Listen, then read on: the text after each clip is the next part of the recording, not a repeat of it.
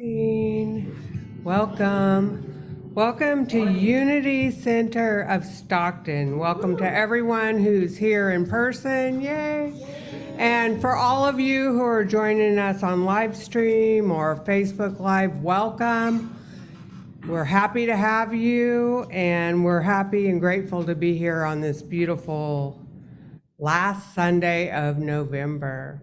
I am Reverend Mary Ann Friend, and I just want to welcome you. So,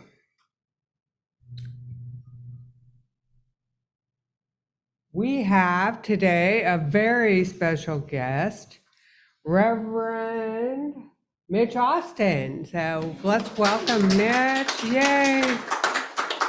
I'm so excited to hear Mitch's message, Reverend Mitch's message. That's a tongue twister. And then we also have our wonderful musician, Michael Lawson. I'm excited to hear him too. Yes. Then we have our greeter, Mr. Willie Smith, and our tech person, Glenn.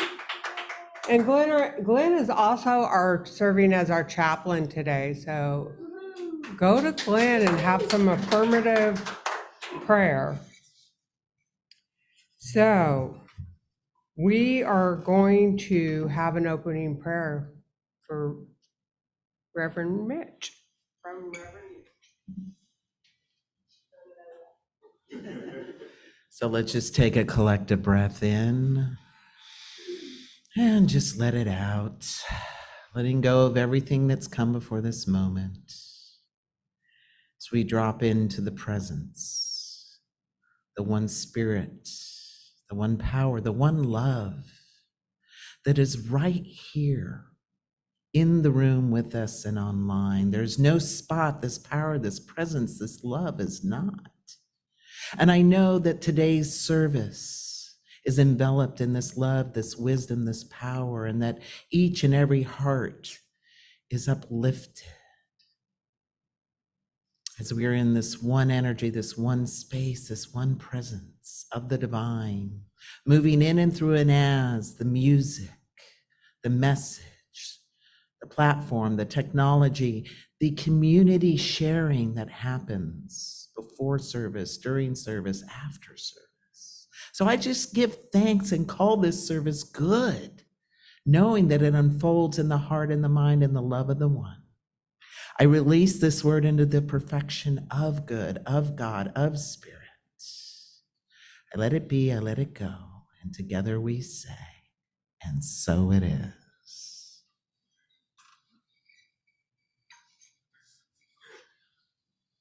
I think this is when we do joy songs. Yep. It's you. So this is a good post-Thanksgiving song. I think we should all rise and sing because the next song we're gonna definitely want to visit.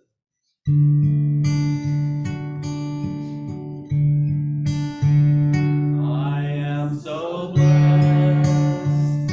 I am so blessed.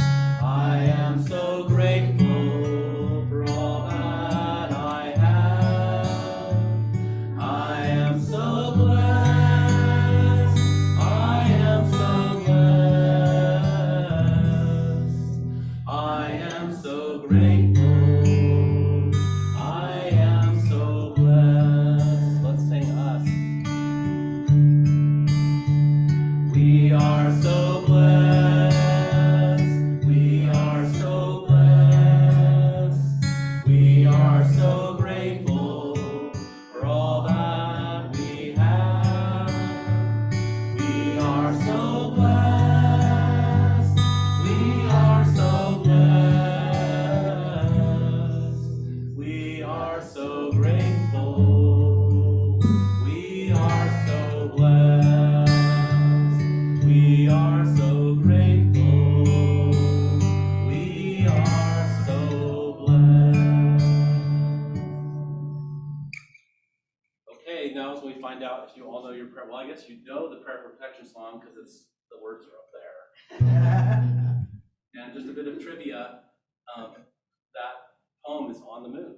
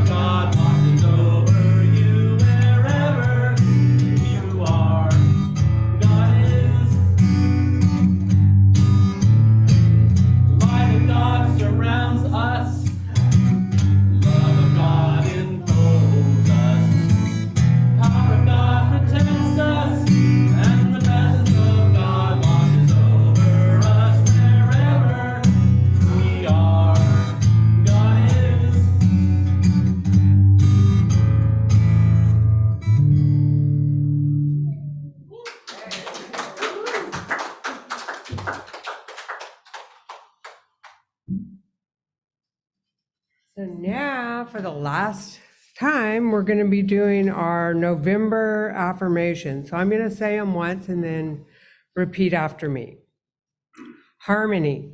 You got it? Okay. My every thought is in harmony with divine love. Together. My every thought is in harmony with divine love. Health. God is the health in every cell and system of my body. God is the health in every cell and system of my body.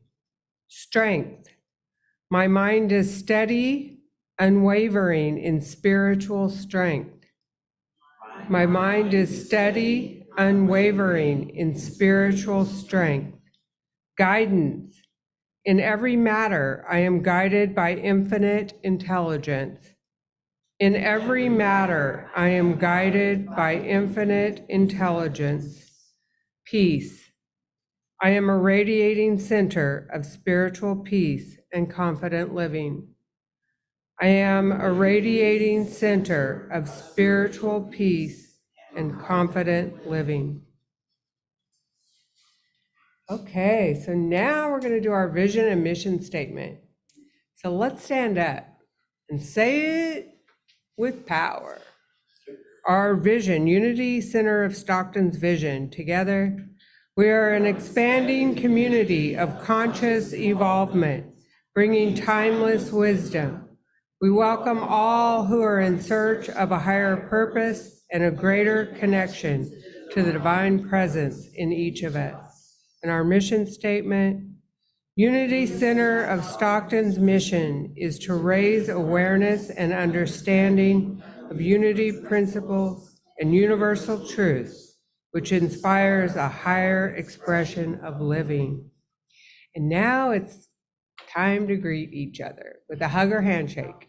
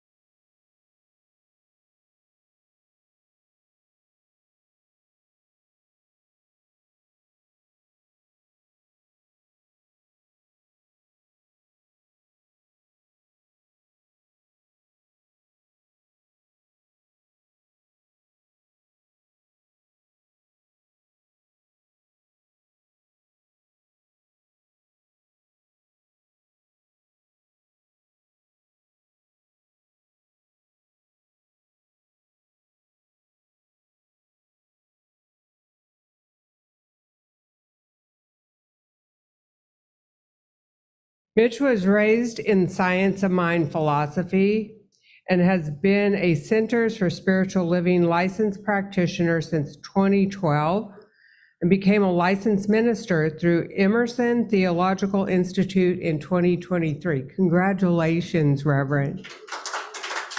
Mitch has been speaking at spiritual centers since 2016. Mitch formed Speak, Teach, Inspire LLC, which includes spiritual counseling, the Rise and Speak Academy, and other self-improvement classes such as Taming Your Inner Critic, Empowered Communication for Spiritual People, and Eat, Pray, Live. Mitch is a member of the Amani Center Ministerial Council and member of the affiliated New Thought Network. He is also the creator and host of a weekly show on the New Thought Media Network called Change Your Story, Change Your Life. Mitch's calling is to help others live a more authentic, healthy, and spiritually aligned life. I'm going to just say one thing right now. That's badass. Thank you.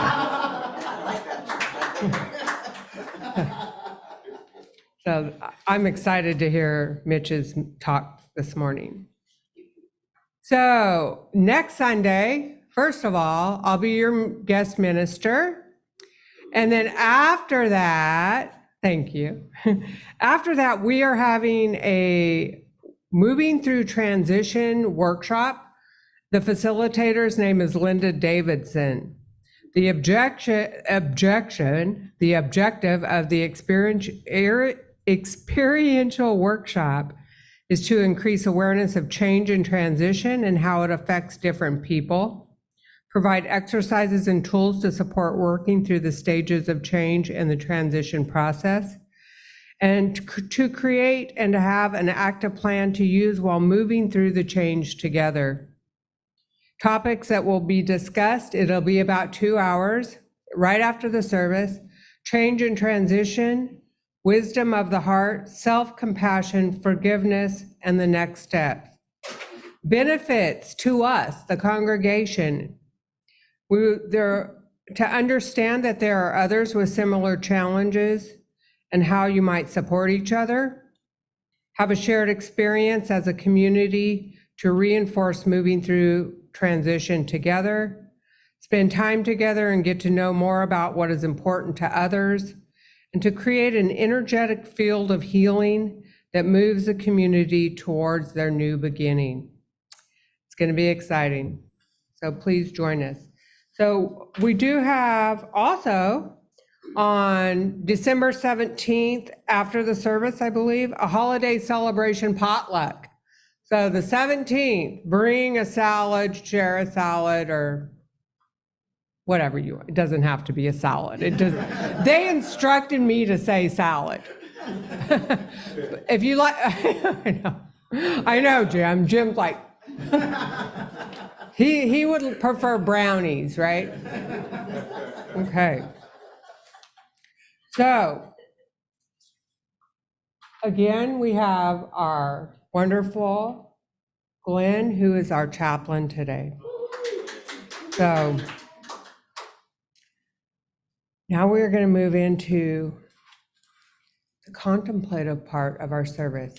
We have our daily word, so get comfortable. The word for today is grace. Perfect. So let's just take a nice deep breath together.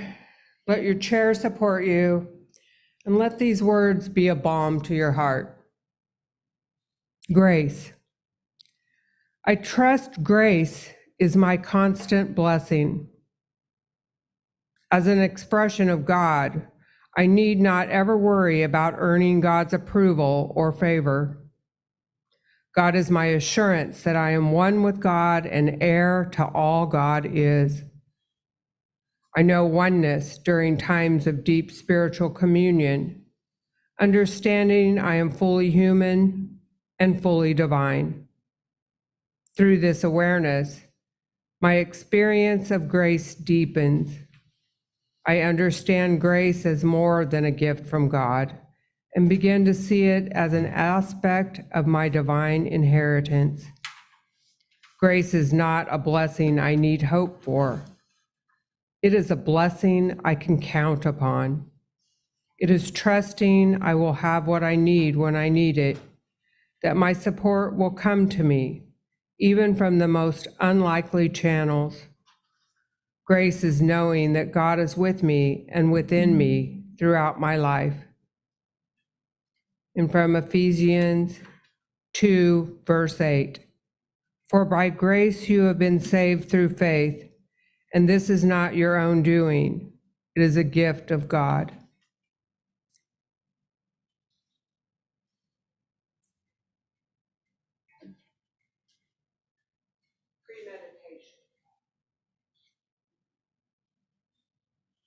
When I am healed, I am not healed alone. Freedom is real, and heaven is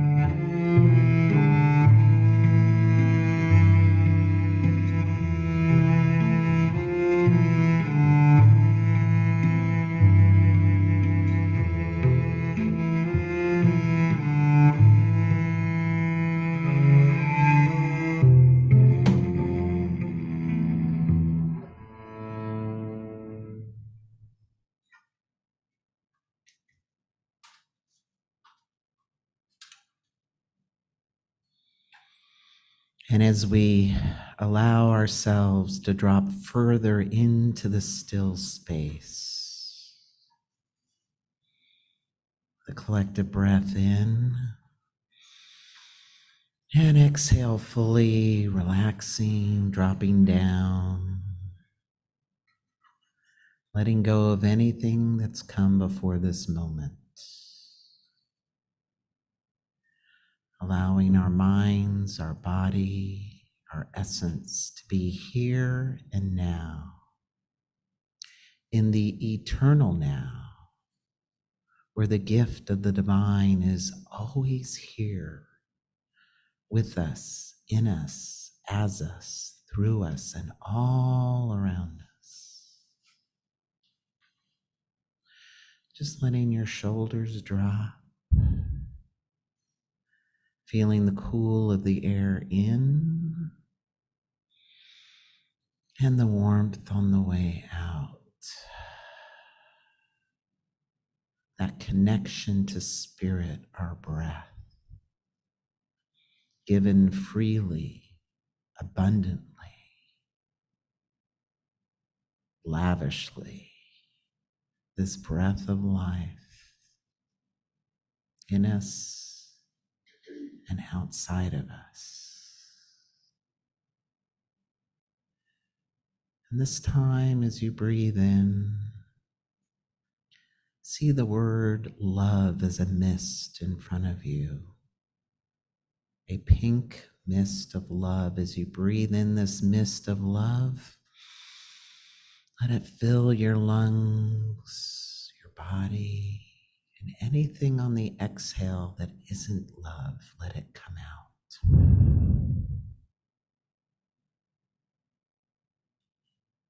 And again, let us breathe in love and breathe out fear, worry. Next, let us see the word peace in a white glowing mist. As we breathe in this mist of peace in, and on our exhale, letting go of doubt, anxiety, worry.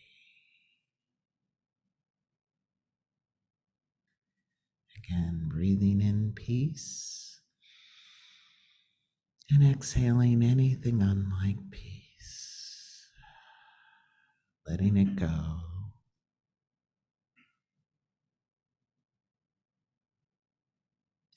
Now see the word prosperity in a light purple mist. Breathing in prosperity and breathing out lack.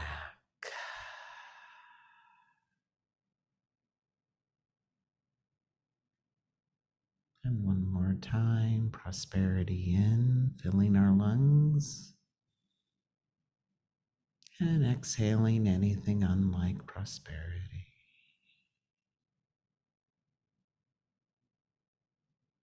And now see joy, joy in a bright orange mist. Breathe in joy. And breathe out sadness, depression, loneliness.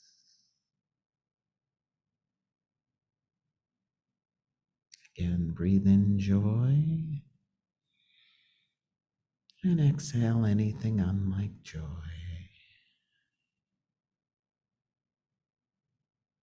And continue to breathe in the silence. Anything else you would like to take into your spirit.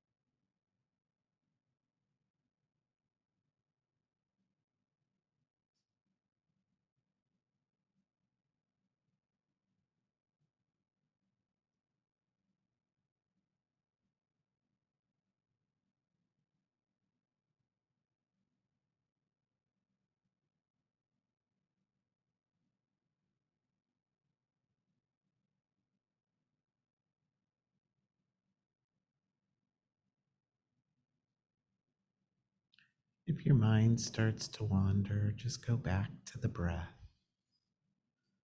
the coolness in and the warmth out.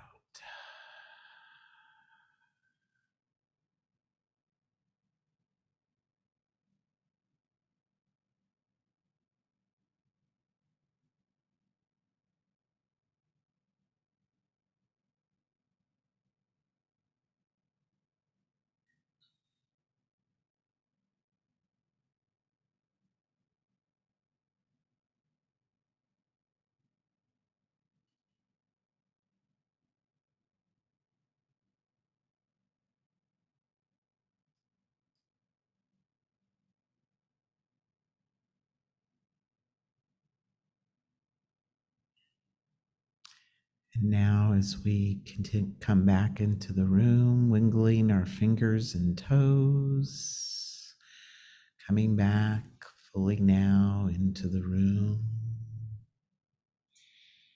filled with the presence and the light of the divine, rubbing our hands together, getting warm.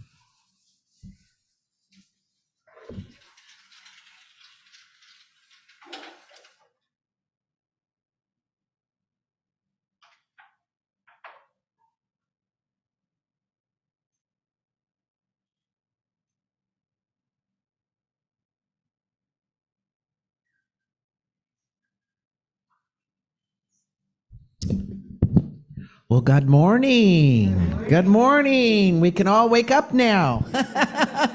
Today's the best day. Isn't it great? There's so many places we could be that aren't so great, and we're here. We're here with community. We're here with friends. We're here online, connecting. And I'm just so grateful to be with you this morning. And I want to thank Chaplain Monica for bringing me. I think she's your board president. Let's give her a hand. She's been just lovely reaching out to me, preparing the way. And let's give a hand to Michael, too. Amazing music. Love it. Raising the energy. Our platform support. Reverend Marianne. Beautiful. Thank you for that wonderful introduction. I'm so excited. This is like my favorite talk. I'm just so excited right now. So Unity Center of Stockton. I love speaking at Unities. I speak at a lot of different metaphysical centers, but you know why I like talking to you guys? Because you get the Bible. You understand? I can talk Bible stuff and just go crazy. So that's what we're going to do today. Lots been going on in the world. Has anyone felt like since 2019, that was like our last normal year and then everything else just keeps changing? Feels like the sand underneath our feet just keeps moving. Who's got change exhaustion? Anybody? Yeah, right? Who would like a little more peace, a little more serenity? Yeah, let's get that going today. A little more kingdom of heaven on earth. Yeah, that's what we're going to do today. Absolutely. And here's the thing. That kingdom of heaven is just a thought away. Here's what I know. When we remove the anxiety, what's left? Peace, right? When we remove the lack, what's left? Abundance, right? Just a thought away. When we remove the fear, love. And so today we're going to get some tools and talk about how to manage this, right? Because we know this gets in the way. You know, almost every philosophy, every religion has some form of all thought is creative and influential, right? And so we're going to talk about how to move past some of this chatter and some of the things that hook us and take us out of our heaven. Is that okay with you? We're good with that? We can do that? Amen. So the title of today's talk is Get Out of the Way, Heaven is Here. And we're going to talk about 3 things that will help us in bringing this experience of heaven. The first is we're going to talk about listening to our divine guidance, that small, still voice. Anybody ever have that little whisper it dropped in and you hear it, but then you ignore it because you're like, what is that? We don't know what it is. So we're going to talk about listening to that more because it's always taking us to our good, even if our logical mind can't make sense of it. So we're going to talk about that. We're also going to talk about embracing our worthiness. You know, so much of the world tells us what we got to do and be to be worthy, but you don't need to do and be anything. You're already it. But we got to embrace our worthiness to accept what's coming in, our good. And then the third thing we're going to talk about is minding our consciousness, which I call a cup. Like, what's in our cup of consciousness? Because that cup has real estate, right? It has volume. You ever get so full in your mind you can't add in one more thing? Anyone? Like, I can't think of one more. We need to mind what's in there because it has volume. And if there's something in there that's keeping you from your experience of good, of heaven on earth, we want to get it out. And we're going to do that today as well. So I love the Bible. I see it as a metaphysical handbook. I'm sure many of you in the room do as well. Has anyone ever heard of Rob Bell? He wrote a book called Everything is Spiritual. And he started out as a Christian pastor. But as he started to learn more and more spiritual truths, his spirituality, or his version, started to expand beyond Christianity. And he's now an author and a speaker. And he wrote a book, Everything Spiritual. And in the book, he says that the Bible is not a handbook to get to the hereafter when you transition. He said it's a handbook to bring heaven on earth. And so we're going to look at one particular parable today that will demonstrate that for us and give us some direction. So any prodigal son people in the room? Who loves the prodigal son? Yeah.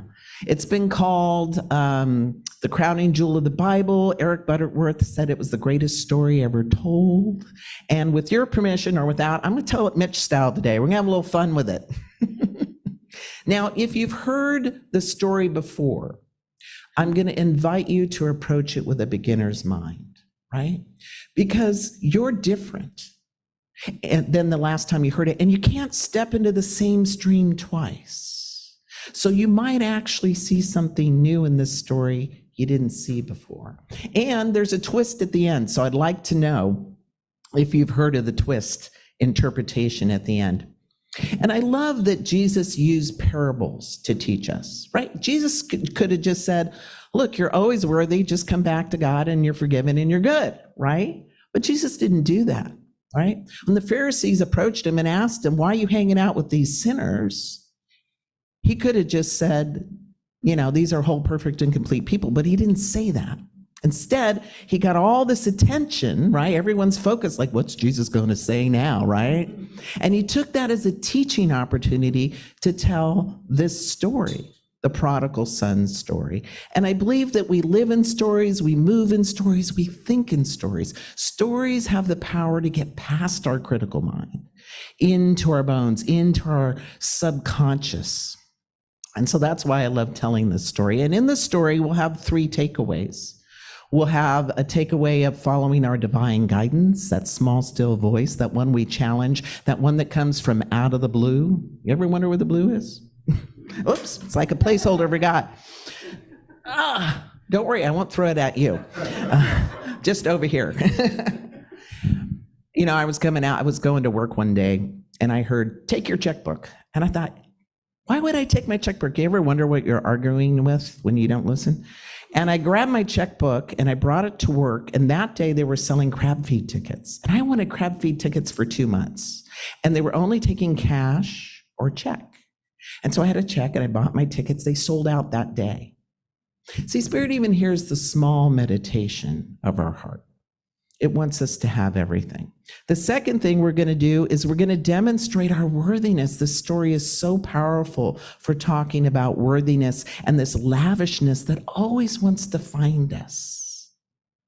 And that we can't disinherit ourselves from being the most worthy of all the good.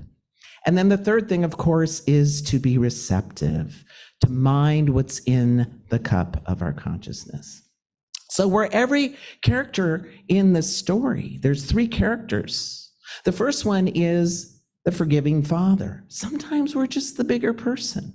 Sometimes we're the person to forgive, especially around the holidays when we get around some of our in-laws or other people, right? We're just going to forgive that. We're just going to let it go. Also, symbolically, the father in the Bible represents God or spirit, right? The second is the prodigal son, the one that got that bright idea and went against the grain. Anybody got that bright idea you followed, right? It's also the idealistic mind, right? That is out into the future, that has a vision. That's what the prodigal was doing. He had a vision, right? Idealistic mind. And then there's the good son, the rule follower. Any rule followers in the room? Raise your hand. Oh, no rule followers here. Woohoo, my people. So sometimes people follow the rules, right? They're the ones that, show up on time and do all the things that are expected of them. And that really represents the pragmatic mind in this story. Now, there is a pig, a goat, and a cow. You don't have to be any of those. So the parable starts off, there was a man and he had 2 sons. And the youngest son came to him and said, look, I don't want to wait until you die. I want my inheritance now. And the father said, well, okay, here's 1/3. Any parents in the room? Yeah. Now, notice the father didn't say, now, what are you going to do with that? Are you going to invest it? You better be smart with that. Father didn't say anything. Father said, here you go. Right? Spirit always says yes. Now, that idea we may have had may not have been the best idea, but Spirit still says yes to us, right? And so the younger son got 1/3. At that time, the younger son always got 1/3 of the inheritance. So he takes his 1/3 and he leaves the father's house. Now, Father, God, house in the Bible, consciousness. He leaves the consciousness of God, of Spirit, to go to a distant country, a different way of doing things in this distant country. They have different thoughts, different customs, different beliefs, and we'll call that distant country the thinking of the world. That I am what I have, what I do, what others think of me, that we're separate from one another. And in that world, they believe some things, right? Dog eat dog, gotta work hard for your good. There's some things they believe. So there he is, he's going out distant country, he's young, he's got a pocket full of cash, goes out to the club, spends it on wine, women, and song, and then he's broke. And not only is he broke, there's a famine in the country. There are no soup kitchens, there's no handouts. And the only thing he can find is the lowest job for a Jew, feeding pigs, these hard carob seeds, and he's so hungry. He's looking at him going, man, I'd even eat that. Could you imagine looking at your dog food? I'd even eat that. Right? That's where he was at. And he's lamenting, he's doing the pity party. God, I really blew it, right? Just throwing it out there. We do the pity party sometimes. But then the Bible says something very important. The Bible says he comes back to himself.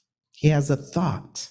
From where? The Bible didn't say out of the blue, but we know it dropped in. And he had a thought and he said, I've lost the sonship, but what if I could be a servant in my father's house? Servants eat good. They get wine, they get some bread. And then he starts preparing his talk, right? When we prepare that talk to go have a hard conversation, okay, I'm going to tell him I don't deserve the sonship. I'm sorry. Could I just be? He's rehearsing it, right? And now he does the most powerful thing in this story. We would not have this story with this next thing that he does. And the hardest thing in this story to do, he takes the walk back to his father's house. And that's hard to do after we've screwed up, right? Sometimes it's hard to go back and eat crow and give the apology. And distant country, I'm sure you want to turn around, right? You ever get a thought like, I'm going to go do this, and you go, no, I'm not. You talk yourself out of it, right? And here's the thing. He doesn't even get back to the father's house. He's on the road and the father sees him in the distance and has compassion for him and runs out to meet him on the road, throws his arms around us. See, that's what Spirit does. We take a step towards Spirit, Spirit takes 2. Call it the spiritual cha-cha. Just that action, just that little movement, just those few steps, not even back, Spirit runs out. And the father says, you have returned, my son, kissing him, hugging him. And the son's like, Father, I'm so sorry. And then the father's like, get the robe, get the shoes. My son has returned. And the son's like, if I could just be a servant. See, he's not listening. Spirit isn't hearing all of that. Spirit just sees us as the beautiful, whole, perfect, complete, worthy creation we are. You know what the ring represents? You got the ring? Anybody know?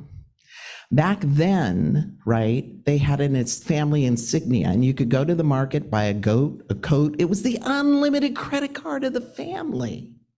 Just blew 1/3. Is he still worthy?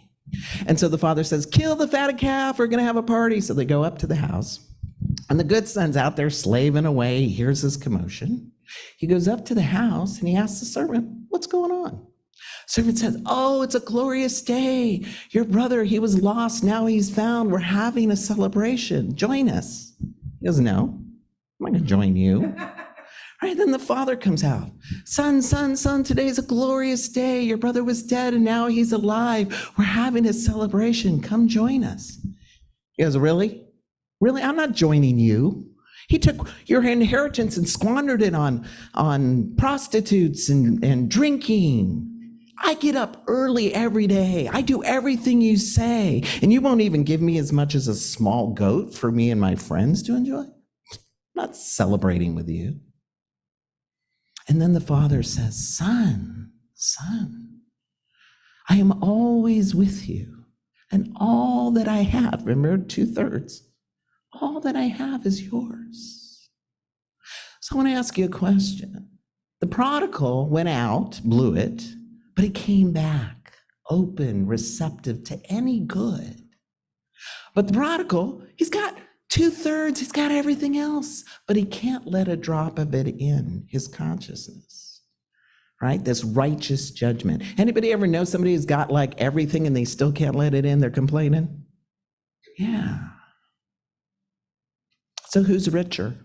Who squandered more? See, we think this story is about the prodigal, and it is. It absolutely is, right?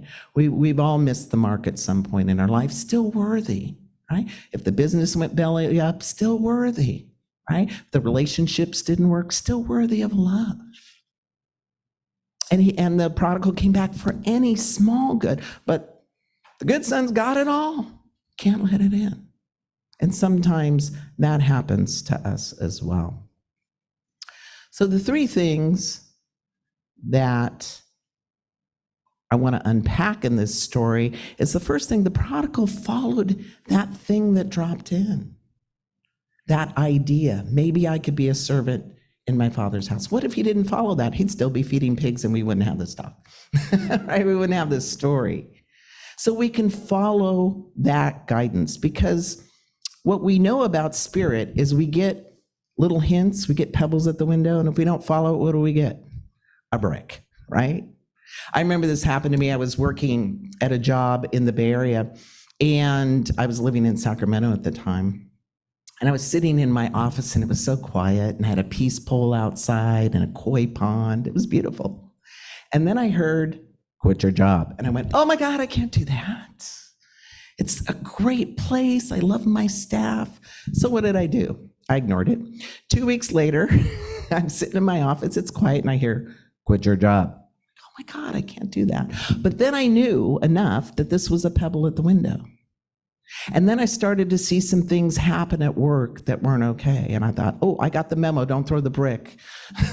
So I came to my partner at the time and I said, we know who our source is, right? I need to leave my job. And I thought it wouldn't be a big deal. I have a really great resume. So I left my job, and I wasn't getting any job interviews. I thought, this is weird. But I got one thing. A friend of mine brought an application to my doorstep. Now, my pragmatic mind's going, well, this won't pay the bills, working with boys in a residential facility, right? The pragmatic mind does that. But I was awake enough to know it showed up for a reason. So I signed up, I got hired. First day, I'm in the back of the van with the boys listening to rap music going, God, please tell me it doesn't end here. What I didn't know is this little nonprofit that had been healing boys and taking them in and helping them turn their lives around was up against a really big challenge to rewrite their license to meet state standards. And they were just a little mom and pop shop. They didn't know about KPIs, strategic planning, policies and procedures. They didn't even have an HR department. So they saw my resume, and 3 months later, they made me their first HR director and corporate compliance director, and I helped them rewrite their license and save the organization. See, Spirit's got something in mind. We don't always know the plan, and maybe we're not supposed to, right? But we can listen to that voice, and it will take us to higher ground. And in fact, because I got that job, I could finish ministerial school and I could start my business. It was all in alignment all along. But I'm grateful that I got past some of the pragmatic mind thinking. I could have missed it. Second is worthy. Gotta feel worthy. What if the prodigal son had thrown off the robe and thrown down the ring? Prodigal didn't do that. You got to let it in. I mean, how many times do we have somebody tell us, oh, what a beautiful outfit. Oh, this old thing, right? Or we cook something really good. Oh, I just threw it together. We rebuke that good. Or we have somebody come into our life that feels too good to be true. We got to say, yeah, that's for me. I'm worthy of that. And our mind's going to tell us different. It's going to lie to us. You know, that inner critic is going to say, remember last time you blew that? Are you sure you want the unlimited credit card of the family? You're not good with money, right? We start labeling ourselves. Let's do a worthiness test. Everyone here is worthy, but let's do a worthiness test. You ready? All right, everybody take a deep breath in. Let it out. Good, you all passed. Breathing worthy. There you go. We can make it that simple. We can make it that simple. And lastly, we got to be receptive. We got to manage what's in the cup of our consciousness. We got to get out anything in there that's pulling us out of our good. Because there's a difference between judgment and discernment. Judgment, righteous judgment, says you do something that I don't agree with, you're bad, right? We just paint the whole person.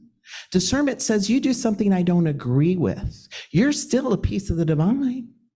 You're still a piece of God. You're still worthy. I just don't agree with that. And that feels different. Doesn't that feel kinder, nicer, more human? Imagine if we did that all over the planet. We wouldn't have the wars, neighbors fighting, right? So that's our job, is to mind what's in our cup. And it's hard because we have between, 12 or 60,000 thoughts a day. I'm sorry, I don't know about you, but I can't. All of those thoughts, right? But here's what we can do. We can tune into how we feel. And when we pay attention, our bodies are truth meters. Our bodies are always speaking to us. When we feel our bodies pulling away or shutting down, there's something going on in here, right? That's what happens. So I want to do a little bit of a test of what's in your cup, just to see if there's anything that might be hooking you, right? So I'm going to invite you right now, just take a deep breath in, let it out, and just feel within your body as I make these statements. And you might feel a little something, and that's okay. Don't judge yourself. How do you feel about unvaccinated people? A little something, maybe. Maybe not. How do you feel when you meet somebody who says their pronouns are they and them? Something unfamiliar. A little something, maybe not. Say you're walking down the street and somebody passes you wearing a MAGA hat. Little pullback. Or maybe a Biden hat. Little pullback. Maybe, maybe not. There might be something going on there. Or you're at a festival and you see two men holding hands and one kisses the other on the cheek. Little something, maybe, maybe not. And I'm not saying these things to shame or blame you, but we got to know where our work is. We got to know what's in our cup. We got to pay attention, because that's where our growing edge is. I love what Robin Sharma says, the monk who sold his Ferrari. That's the name of his book. He says, when you control your thoughts, you control your mind.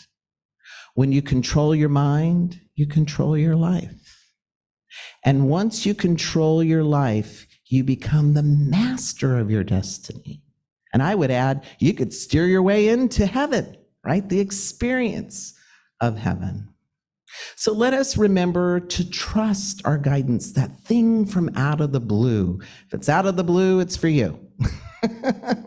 Because when we trust it, it grows, right? We become stronger in following that guidance, that still small voice. And we don't let the brick come, right?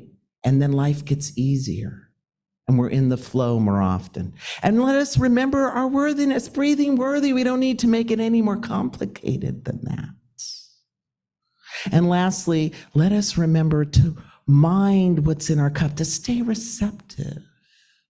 Don't let the ugliness and the hardness of life and the world shut you down, become cynical or self-righteous like the good son did, right? Our work is to, no matter what the pressure of life is, to remain soft, open, and receptive so we can take in our good and so things can shift. And it is my deepest prayer that no matter what unfolds in your life, that you remember that Spirit is always with you and all that it has is yours. Blessed be.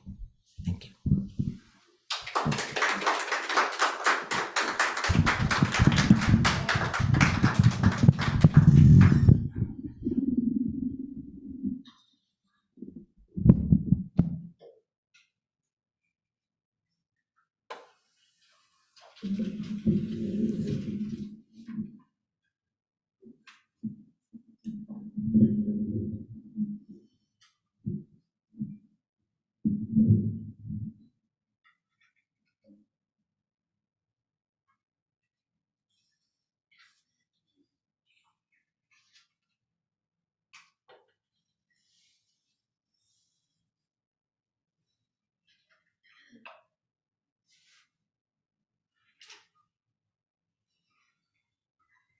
So this is a solo, but I want everyone to sing with me when it's time.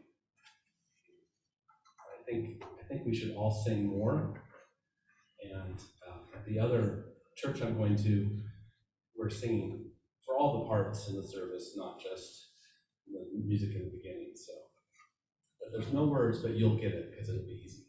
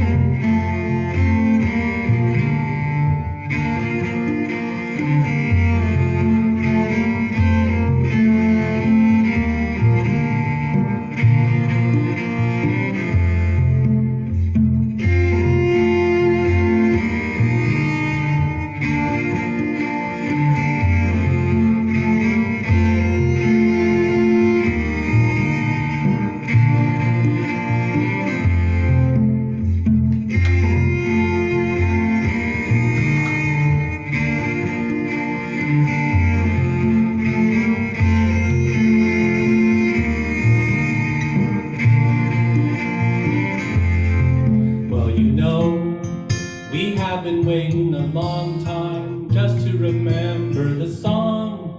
We have waited so long and we're opening now to the song we all come from. And we are one with the light that shines at the heart of all that lives. And when love opens up my heart, then I can truly give. We are one in harmony, singing in celebration.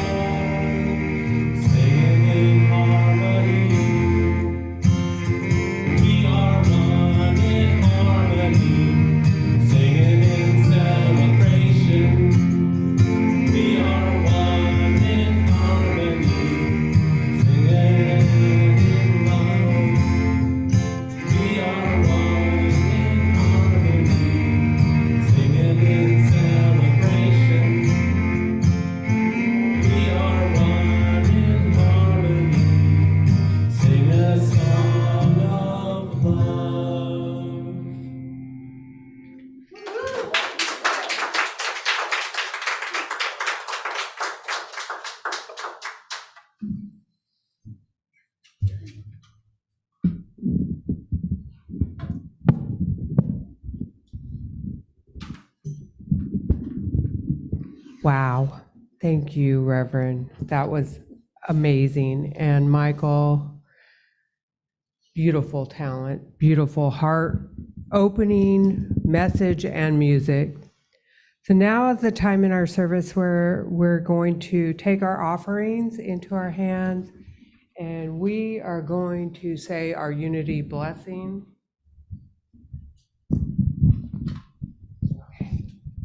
Ready? I'll give it a minute.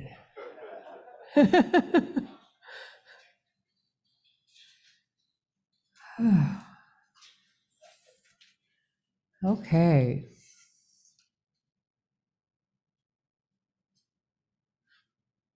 Together, divine love through me blesses and multiplies all that I am, all that I have, all that I give, and all that I receive.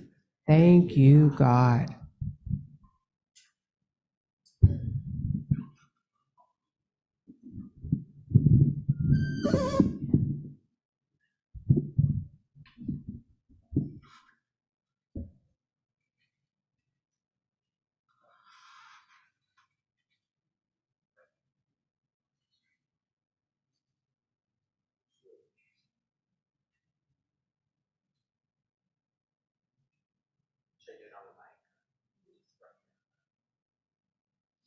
So I just receive these tides with gratitude, knowing that as they circulate through this organization and out into the world, that they continue to expand, pass it up with all the love. And together we say, so it is. So it is. So now we're going to gather around, we're going to sing our peace song.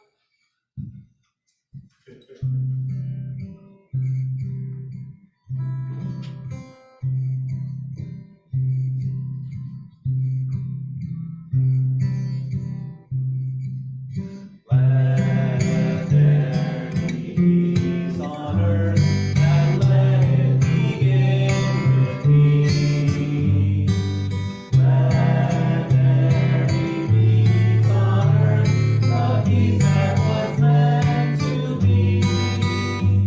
With God as the giver, family all are we. Let us walk with each other in perfect harmony. Let peace begin with me. Let this be the moment now. With every step I take, let this be my joyous vow. To take each moment and live each moment in peace eternally. Let there be peace on earth, and let it begin with me. And our prayers are protected. The light of God surrounds us. I am that light. The love of God enfolds us. I am that love. The power of God protects us. I am that power. The presence of God watches over us. I am that presence. Wherever we are, God is, and all is well. Amen. Amen. That's powerful. That's my favorite parable.